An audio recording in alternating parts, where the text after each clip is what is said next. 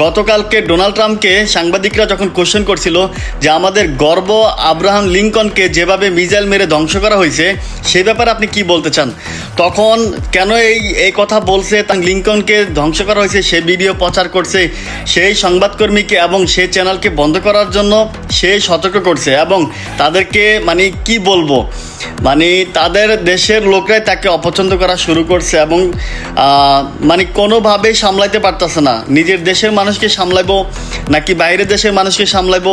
তারপর হচ্ছে ডোনাল্ড ট্রাম্পের যে দেশের মধ্যে হেল্প চাচ্ছে, স্পেন বলেন, ফ্রান্স বলেন, গতকালকে আবার ফ্রান্সও না করে দিছে যে তারা যুদ্ধ চায় না, তারা তাদের বিমানবন্দর ব্যবহার করতে দিবে না।